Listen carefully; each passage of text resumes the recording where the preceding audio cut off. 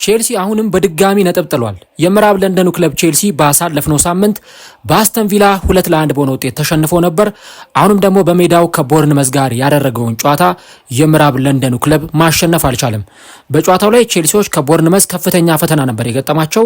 በሁለተኛው አጋማሽ ደግሞ ፍጹም የበላይነት ወስደው ቢጫወቱም ነገር ግን በጨዋታው ላይ 3 ነጥብ ማስመዝገብ አልቻሉም። በአንዶኒ ኢራዮላው ቦርንመዝ ነጥብ ጥለው ከዚህ ጨዋታ 1 ነጥብ ብቻ ይዘው ወጥተዋል። ከዚህም በተጨማሪ አሰልጣኙ አንዶኒ ኢራዮላ በሁለተኛው አጋማሽ የነበራቸው መከላከል እጅግ በጣም የሚያስገርም ነበር። ቼልሲ እንግዲህ የ2025 የካሌንደር ዓመትን በዚህ አይነት ውጤት አጠናቋል ማለት ነው። ቼልሲ አሁን ከመሪው የበለጠ የራቀበት ለቶፕ ፎር ደግሞ የበለጠ አጣብቂኝ ውስጥ የገባበት ውጤት ተመዝግቧል። ጨዋታው እንዴት ነበር? ለቼልሲ ነጥብ መጣልስ ምክንያቱ ምን ነበር? ከዚህ በተጨማሪ ሜዳ ላይ በነበረው እንቅስቃሴ ምን ያክል አመርቂ ሆኖ የቼልሲ ተጫዋቾች ታይተዋል? ቼልሲ በዚህ ጨዋታ ላይ ምን ነገሮችን ቢያደርግ ማሸነፍ ይችል ነበር? እነዚህንና ሌሎች ጉዳዮችን እስከ ቪዲዮ መጨረሻ ድረስ ከኛ ጋር አብራችሁ ከቆያችሁ የምንነግራችሁ ይሆናል። ሰላም ጤና ይስጥልን። የተወደዳችሁና የተከበራችሁ ውድ ቻናላችን ተከታታዮች እንዴት ናችሁልን? እግዚአብሔር ይመስገን እኔ በጣም ደህና ነኝ። የምትገኙት አራዳ ሜዳ ኦፊሻል የዩቲዩብ ቻናላችን ላይ ነው። ለቻናሉ አዲስ ከሆናችሁ የዩቲዩብ ገጹን ሰብስክራይብ በማድረግና የሮል ምልክቷን በመጫን የቻናላችን ቤተሰቦች እንድትሆኑ የአክብሮት ግብዣችን ነው። ቪዲዮውን ስትጀምሩ ደግሞ ዩቲዩብ ፕሮግራሙን ለብዙዎች እንዲያደርሰው ፕሮግራሙን ላይክ በማድረግ ጀምሩ። ይህ ፕሮግራም ቢያንስ በትንሹ 400 ላይክ እንዲኖረው እንፈልጋለን። ስለዚህ ሁላችሁም ፕሮግራሙን ላይክ በማድረግ ጀምሩት። የአራዳ ሜዳ ኮሜንታተር ተስፋ ወርቅ ሉል ሰገድ አብሬያችሁ ቆይታ አደርጋለሁ። እንግዲህ የጨዋታ ዳሰሳዎቻችንን ደግሞ እንጀምራለን ከሰዓት ጀምሮ ማለት ነው። የ19ኛ ሳምንት ጨዋታዎችን በተመለከተ የተለያዩ ትንታኔዎቻችንን ማድረሳችንን እንቀጥላለን። እንግዲህ ፕሪሚየር ሊጉ 19ኛ ሳምንቱ ላይ ደርሷል። የመጀመሪያ ዙር ጨዋታዎችን በፕሪሚየር ሊጉ ማብቂያቸውን አግኝተዋል። ቼልሲ በሜዳውና በደጋፊው ፊት ከቦርንመዝ ጋር በስታንፎርድ ብሪጅ ጨዋታውን አከናውኖ ነበር። በዚህ ጨዋታ ላይ የምዕራብ ለንደኑ ክለብ በጣም የተፈተነበትን በተለይ የመጀመሪያውን አጋማሽ አሳልፈው ተመልክተናል።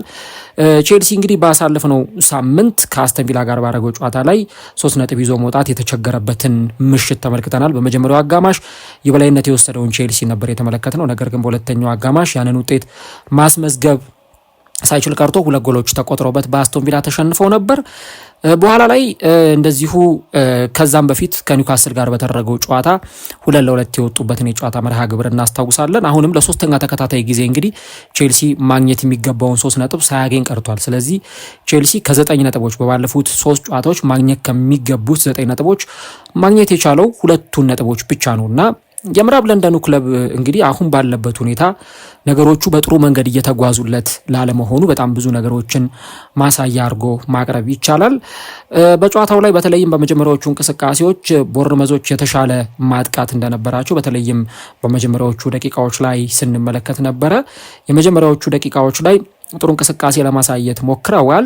ሁለቱም ጎሎች በቦርንመዝ በኩል የተቆጠሩት በሴት ፒስ ወይም ደግሞ ከቆመ ኳስ በእጅ ውርወራ የተወረወሩ ኳሶች ናቸው የተቆጠሩት። የመጀመሪያው ጎል ከቀይ መስመር ላይ የተወረወረ የእጅ ውርወራ ኳስ ነበር። ያንን ኳስ በጣም በጥሩ ሁኔታ ነው እንግዲህ ወደ ግብነት በመቀየር ጨዋታውን 1-0 በሆነ ውጤት መምራት የቻሉት። እንግዲህ አርሊ ጎል ነው ቼልሲ ላይ የተቆጠረው። ዘንድሮ በተለይ ቼልሲ ላይ ከምንመለከታቸው በጣም ብዙ ነገሮች መካከል አንደኛው ክለቡ ክሊንሺት ይዞ ለመውጣት ምን ያክል እየተቸገረ እንዳለ እየተመለከተ እንገኛለን እና ቼልሲ ክሊንሺት ለማስጠበቅ በየጨዋታዎቹ ላይ ሲቸገር፣ በየጨዋታዎቹ ላይ እንደው ጎሎች የሚገቡበት አይነት ቡድን መሆኑን ነው በተደጋጋሚ ጊዜ እየተመለከትን የምንገኘው። ይሄንኛውም ጨዋታ ላይ ቼልሲ እንደዚሁ ከቀይ መስመር የተነሳ ኳስ ነው በቀጥታ ወደ ግብነት ሲቀየር እየተመለከት ነው። የሮበርት ሳንቼዝን የግብ አጠባበቅ ሁኔታን እዚህ ጋራ በተወሰነ መንገድ ጥያቄ ምልክት ውስጥ የምናስገባው ነገር ይሆናል። የመልሶ ወራው በተወረወረበት ሰዓት ላይ ኳሱን ኮንትሮል ለማድረግ ኳሱን ለመቆጣጠር ያደረገው ጥረት ትክክል አልነበረም። በዚህ ምክንያት ዴቪድ ብሩክስ የመጀመሪያውን ጎል አስቆጥሯል። ከዛ በኋላ እንግዲህ ቼልሲዎች ለማጥቃት ከፍተኛ ጥረት እያደረጉ ነበር። አንቶኒ ሴሜኞ በአንቷን ሴሜኞ በኤስቴቫኦ ላይ በጣም ግልጽ የሚባል ጥፋት ነበር የሰራው። እጁን ጎትቶታል፣ የቀኝ እጁን ጎትቶት ነበር እና እንግዲህ የዕለቱ የጨዋታ ዳኛ መጀመሪያ አካባቢ አያሰጥም ብለው አልፈውት ነበረ ሳሙኤል ባሮት። በኋላ ላይ ግን በቪኤአር ከተመለከቱት በኋላ በትክክል ያሰጣል በማለት የፍጹም ቅጣት ምት ለቼልሲ ሰጡ። ኮል ፓልመር ያንን የፍጹም ቅጣት ምት ወደ ጎልነት ቀየረው። የቀድሞ የቼልሲ ግብ ጠባቂ ዶርዴ ፔትሮቪች ወደ ቀኝ ነበር የተወረወረውና ኳሷን በትክክለኛ ፖዚሽን ላይ ለመመለስ ተቃርቦ ነበር፣ ግን ኮል ፓልመር ያቻነቷን ጎል አስቆጥሯል። በኋላ ላይ ኤንዞ ፈርናንዴዝ በ23ኛው ደቂቃ ላይ ሌላ በጣም ቆንጆ ጎል ነው ያስቆጠረው። ሞይሰስ ካይሴዶ ከመሃል ሜዳ በጣም ጥሩ ኳስ ነበር ዴሊቨር ያደረገላቸው። አሌሃንድሮ ጋርናቾ ያቀበለውን ኳስ ነው ኤንዞ ፈርናንዴዝ ወደ ግብነት የቀየረውና ጨዋታው 2-1 በሆነ የቼልሲ መሪነት የቀጠለው። ቼልሲዎች እንግዲህ በ8 ደቂቃ ውስጥ መሪነታቸውን መልሰው ማግኘት ችለዋል። ነገር ግን በ27ኛው ደቂቃ ደግሞ ከእንደገና ከመልስ ውርወራ የተገኘ ኳስ ነው ወደ ግብነት የተቀየረው። ሞይሰስ ካይሴዶ ለዚህ ጎል መቆጠር ትልቁ ምክንያት ነበር። በተለይ ኳሱ በእጅ ውርወራ ወይም በመልስ ውርወራ በተወረወረበት ጊዜ ኳሱን ያቀበለበት ፖዚሽን ለሌላ ተጫዋች ነው ኦልሞስት ኳሱን ዴሊቨር ያደረገው ማለት ይቻላል። በጣም በቀላሉ ብዙም ሳይቸገር ጀስቲን ክላይቨርት ኳሱን ተጠቅሞበት ጨዋታው 2-2 በሆነ ውጤት ቀጥሏል። በታፒን ነው ጎሏን ያስቆጠራት። በቃ ቀለል ያለች ተች ነው ኳሷን ነካ አድርጎ ማስቆጠር የቻለውና ያን ያክል ለተጫዋቹ አስቸጋሪ አልነበረም ጎሉን ለማስቆጠር ያደረገው ጥረት። ታዲያ በሁለተኛው አጋማሽ አሰልጣኙ የተለያዩ ተጫዋቾችን ቀይረዋል። ኤንዞ ማሬስካ ጆአው ፔድሮ ኔቶን፣ ሬሲ ጄምስን ቀይረው አስገብተዋል። በሁለተኛው አጋማሽ ቼልሲ ፍጹም የሆነ የበላይነትን የወሰደበት የጨዋታ መርሃ ግብር ነበር። ሙሉ እንቅስቃሴውን ካያችሁት የበላይነት ወስዷል በእያንዳንዱ እንቅስቃሴዎች ላይ። በተለይ እኔ ኤስቴቫውን በጣም ነበር ያደነኩት እዚህ ጨዋታ ላይ። ለምን እያንዳንዱን ተጫዋቾች ድሪብል እያደረገ ያልፋቸው ነበር። ኳሶችን ዴሊቨር ለማድረግ ሲሞክር ተመልክተናል። ቼልሲዎች በጣም በርካታ የግብ ዕድሎችን ሚስ ያደረጉባቸውን ሞመንቶች ስናይ ነበር እና በተለይ ለቼልሲ ደግሞ ሶስተኛውን ጎል ለማስቆጠርና ወደ ማሸነፍ ለመምጣት ያደረጉትን ከፍተኛ ጥረት ነው እንግዲህ ስንመለከት የነበረው። ያ ግን ጨዋታው ላይ ደግሞ ለነበረው እንቅስቃሴ ጎል አስቆጥሮ ጨዋታውን ቢያሸንፍ ቼልሲ ዲዘርቭ ያደርግ ነበር። እንግዲህ ዛሬ ጧት በነበረኝ ፕሮግራም ላይ እንደሰራሁት ወይም ደግሞ ዛሬ ጧት በነበረኝ ፕሮግራም ላይ እንደተናገርኩት ብዙ አይነት ነገሮችን ስናይ ነበርና አንድ በተለይም ደግሞ ጧት በነበረኝ ፕሮግራም ላይ ካነሳሁት ነገር መካከል ቼልሲ የመጀመሪያው አጋማሽና ሁለተኛው አጋማሽ ላይ የተለያየ መልክ ነው የሚኖረው የሚል ነጥብ እያነሳው ነበርና ይሄኛውም ጨዋታ ላይ እንደው ሁለተኛው አጋማሽ ላይ በጣም ቼልሲ ተሽሎ ተመልክተናል። እንግዲህ ሁለቱም 17 ሙከራ ነው የሞከሩት። በኤክስፔክትድ ጎል ረገድ ቼልሲ 2.43 ቦርንመዝ 2.83 ነበረ ያስመዘገቡት ኤክስጂ። ቼልሲ 3 ኢላማውን የጠበቀ ሙከራ ሞክሯል። እንግዲህ ተመልከቱ 17 ሙከራ ሞክሮ 3ቱ ብቻ ነው ኢላማውን የጠበቀውና ፍጹም ደካማ ነበር ቼልሲ በማጥቃቱ ረገድ ማለት ይቻላል። ቦርንመዝ 6 ኢላማውን የጠበቀ ሙከራ አድርጓል። 67% ቼልሲዎች ኳስ ተቆጣጥሯል። ቦርንመዞች 33% ነበረ ኳስ የተቆጣጠሩትና በተለይ የተፈጠሩት እድሎች ኢላማቸውን የጠበቁ ባለመሆናቸው ምክንያት ቼልሲ የበለጠ ክሊኒካል ባለመሆኑ ምክንያት እንግዲህ በዚህ ጨዋታ ላይ ዋጋ የከፈለበትን አይነት ሂደት ነው እንግዲህ ስንመለከት የነበረው። ጨዋታው በዚህ ውጤት ነው የተጠናቀቀው። የቼልሲ ኮንትሮል ወይም ደግሞ በሜዳው ላይ የነበራቸው የኳስ ቁጥጥር ሊሆን ይችላል።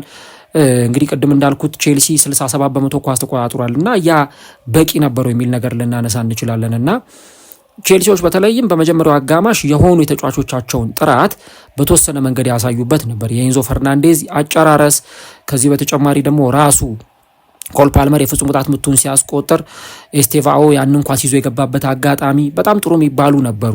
ግን አሁንም በቼልሲ በኩል እንደተመለከት ነው በተለይም በዚህ ጨዋታ ላይ የአንድ ተጫዋች አለመኖር ቼልሲን በተወሰነ መንገድ አጉድሎት ተመልክተናል። አንዳንድ ተጫዋቾች አሉ ሚናቸው በፍጹም ሊተካ የማይችሉ ወይ እነዛን ተጫዋቾች ለመተካት የሆኑ ተጫዋቾችን አሰልጣኞች ቀይረው ሊያስገቡ ይችላሉ። ግን እነዛ የሚያስገቧቸው ተጫዋቾች በትክክል የነዛን በጉዳት ምክንያት ሊሆን ይችላል፣ በቅጣት ምክንያት ሊሆን ይችላል ያልተሰለፉትን ተጫዋቾች ሚና በደንብ የሚተኩ ናቸው ወይ የሚለውን ነገር ጥያቄ የምታነሱባቸው በርካታ ተጫዋቾች ሊኖሩ ይችላሉና በዚህ ቼልሲ ጨዋታ ላይም እንደተመለከት ነው ማርኮ ኩሬያ አልነበረም። እንግዲህ ቼልሲን ያለ ኩኩሬያ አስቡት ምን አይነት መልክ ሊኖረው እንደሚችልና አቼምፖንግ ማሎ ጉስቶ ነበሩ በሁለቱ የፉልባክ ሚና ላይ ወደ ሜዳ ገብተው ሲጫወቱ የተመለከት ነውና ያ በተለይም ዛሬ በጣም ተቸግረው እንደነበር አይተናል። ማሎ ጉስቶም በጣም ስትራግል ሲያደርግ ነበር ይሄንን ቦታ ለመሸፈን ኮንትሮል ለማድረግ እጅግ በጣም የተቸገረበትን የጨዋታ መርሃ ግብር ነው ስንመለከት የነበረውና ይህ ጨዋታም ላይ በተለይ የዚህ ተጫዋች የማርኮ ኩሬያ መኖር እጅግ በጣም አስፈላጊ ነበር። ምክንያቱም በመስመር በኩል ዴቪድ ብሩክስ በጣም ያለቀላቸውን ኳሶች ነው ሲጠቀም የነበረው ሲያመክኑም የነበሩት ቦርንመዞች እንጂ በተለይ በመጀመሪያው አጋማሽ ግብ ለማስቆጠር በጣም የተቃረቡበት ግብ ለማስቆጠር የተቻላቸውን ሁሉ ሲጥሩ ያየንበትም የጨዋታ እንቅስቃሴዎች ነበሩና በቦርንመዝ በኩል ለምሳሌ የጨዋታው ራይት ባክ ሆኖ የጀመረው የትኛው ተጫዋች ነው የሚለውን ነገር ስንመለከት የቦርንመዞች የራይት ባክ ላይ የተሰለፈው ተጫዋች ከቼልሲ ደግሞ የግራ መስመር ተጫዋቾች ጋር ሲያደርጉ የነበሩትን ፋይት እንመለከታለን እና አሌክስ ሄሜኔዝ እንደውም በዚህ ጨዋታ ላይ 6.5 ነው የተሰጠው ሬቲንግ ራሱ ከ10 እና በጣም የተሻለ እንቅስቃሴን ያሳየበት ነበር ሊባል ይችላል። የጨዋታው እንቅስቃሴ ግን ለቼልሲ ብዙም አጥጋቢ እንዳልነበር የተመለከትንበት ነው። ሌላኛው የካይሴዶ ካርድ መመልከት ነው። እንግዲህ ካይሴዶ በዚህ ጨዋታ ላይ ቢጫ ካርድ ተመልክቷል። እንደውም የሆነ በጣም የሰራው ሌላ ከባድ ጥፋት ነበር። ምናልባት በቫር ስላልታየ እድለኛም ጭምር ሆነ እንጂ ሌላ ሁለተኛ ላይ የሰራው ጥፋት በቫር ቢታይ ኖሮ በቀጥታ በስትሬት በቀይ ካርድ ከሜዳ ሁሉ ሲወጣ ልንመለከት እንችል ነበርና እንግዲህ ይህንን ቢጫ ካርድ በመመልከቱ ምክንያት በቀጣይ ከማንቸስተር ሲቲ ጋር ቼልሲ በሚያደርገው ጨዋታ ላይ የማንመለከተው ይሆናል። ይሄ በጣም ለቼልሲ ትልቅ ጉዳት ነው። ምክንያቱም ይሄ ተጫዋች በሌለባቸው ጊዜያት በተለይ ካይሴዶ በሌለባቸው የቦርንመዙ ጨዋታ ላይ እንዲሁ ደግሞ በተለያዩ ጨዋታዎች ላይ በተለይ 3 ጨዋታዎች ላይ አልነበረም ካይሴዶ እና ያንን ስንመለከት እንደነበረው እንግዲህ ካይሴዶ ጥሩ ተጫዋች ነው። በጣም ታጋይ ነው። በጣም ፋይት የሚያደርግ ተጫዋች ነው። የማሸነፍ ስፕሪቱ ወኔው በጣም ጥሩ ነው። ግን ደግሞ ምን ችግር ይሆናል እንደዚህ አይነት ሁኔታዎች ላይ በጣም ከፍተኛ የሆነ እንቅስቃሴ እያሳየ በነበረበት ሳለ አንዳንዴ ካርዶች ደግሞ ሲመለከት ልናይ ወይም ደግሞ ልንመለከት እንችላለን እና ቢጫ ካርድ ወይ ሲያይ ወይ ደግሞ ቀይ ካርድ ሲያይ ልንመለከት እንችላለን። ያ ደግሞ አንዳንዴ ኬርለስ በሆነ ሁኔታ የሚመጣም ሆኖ የምንመለከታቸው ነገሮች ይኖራሉ። ስለዚህ ካይሴዶ በቀጣይ አለመኖሩ በተለይ ጨዋታው ደግሞ ከማንቸስተር ሲቲ ጋር የሚደረግ ጨዋታ በመሆኑ ምክንያት በዛ በማንቸስተር ሲቲ ጨዋታ ላይ የዚህ ተጫዋች አለመኖር በጣም ብዙ ትልቅ ጉዳት ነው የሚሆነው ብዬ ነው የማስበው። የካይሴዶን ጉዳይ በተመለከተ ሊያም ዴላፕን ማንሳት አስፈላጊ ይሆናል። እዚህ ጨዋታ ላይ እንግዲህ ሊያም ዴላፕ በቋሚነት ጀምሯል። 87ኛው ደቂቃ ላይ ነው የተቀየረው። ጠዋት የነበረኝም ፕሮግራም የሰማችሁ አድማጮች ልታስታውሱ ትችላላችሁና ብዙ ነገሮች አሉ። አሁንም ቢሆን እኔ ይህን ተጫዋች በተመለከተ ብዙ ነገሮችን ልናነሳ እንችላለንና ኢፕስዊች ታውን እያለ ጥሩ ተጫዋች ነበር። በማንቸስተር ሲቲም በተለይ ደግሞ በታዳጊ ቡድን ውስጥ በሚጫወትበት ጊዜ በጣም ፕሮሚሲንግ ታለንት ያለው ተጫዋች እንደሆነ ይታወቃል። ነገር ግን ደግሞ አሁንም ከጎል ማስቆጠር ጋር በጣም ጥያቄ የሚነሳበት ተጫዋች ነውና እንግዲህ በጨዋታው ላይ በነበረው የጨዋታ መርሃ ግብር ላይ 86 ደቂቃ ሙሉ ሜዳ ላይ ቆይቶ በአንድሬ ሳንቶስ ተቀይሮ ነው የወጣውና እንደውም አንዳንድ የቦርንመዝ ደጋፊዎች ተጓዥ ደጋፊዎች የቼልሲ ደጋፊዎችንም ሲያበሽቋቸው ነበረ። ምን አይነት ኪሳራ ነው፣ ምን አይነት የገንዘብ ኪሳራ ነው፣ ዋት ዌስት ኦፍ መኒ እያሉ የቼልሲ ደጋፊዎችን ሞክ ለማድረግ ለማብሸቅ ሲሞክሩ ነበርና አስቡት እንግዲህ ቼልሲ በክረምቱ በጣም ትልቅ ጥረት አድርጎ ያስፈረመው ተጫዋች ሆኖ ሳለ ግን ደግሞ ይሄንን አይነት በጣም ትልቅ የሆነ የፊት መስመር አቅም ያለውን ተጫዋች አስፈረመው በዚህ ልክ ተጫዋች ውስጥ ረግል ሲያደርግ መመልከትም በጣም አስቸጋሪ ጉዳይ ይመስለኛል። ትልቁ ነገር እንግዲህ አሁን ቼልሲ ጠዋትም አንስቼዋለሁ የፊት መስመር ተጫዋች አጥብቆ ይፈልጋል። ጃክሰንን ሸኝተዋል፣ ዦ ፔድሮን አምጥተዋል፣ ሊያም ዴላፕንም አምጥተዋል፣ ግን በቂ አይደለም። ይህንን ነው እንግዲህ ማንሳት የሚያስፈልገው።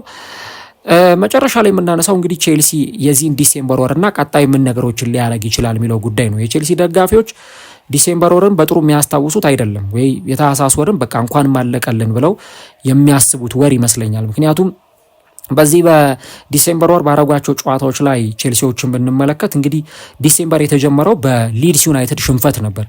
በሊድስ ዩናይትድ ሽንፈት ተጀመረ። ከዛ ከቦርንመዝ አቻ ወጡ፣ በአታላንታ ተሸነፉ፣ ኤቨርተንና ካርዲፍን አሸነፉ። ከዛ ግን በተከታታይ ደግሞ ከኒውካስል ጋር ነጥብ ጣሉ፣ በአስተን ቪላ ተሸነፉ። አሁን ደግሞ ከቦርንመዝ ጋር እንደገና አቻ ወጡና የታህሳስ ወር ማዕበል ቼልሲን በጣም ሲያንገላታው እንደነበር ማንሳት ይቻላል። እንግዲህ ብዙ አይነት ነገሮች አሉ። ብዙ እንደ ምክንያት የምንጠቅሳቸው ነገሮች የነ ኮል ፓልመር አለመኖር፣ ኢቭን ኮል ፓልመርም አንዳንድ ጨዋታዎች ሚስ አድርገውት ነበር ወይ ደግሞ ሜዳ ላይ ኮል ፓልመር ያን በፊት የምናውቀውን ፐርፎርማንስ ሲያሳይ ያልነበረባቸው ወቅቶች ነበሩ። ቼልሲ እንደ ቡድን በአጠቃላይ እንደ ቡድን ቼልሲ ጥሩ አልነበረም ማለት ይቻላል በእነዚህ ጊዜያት።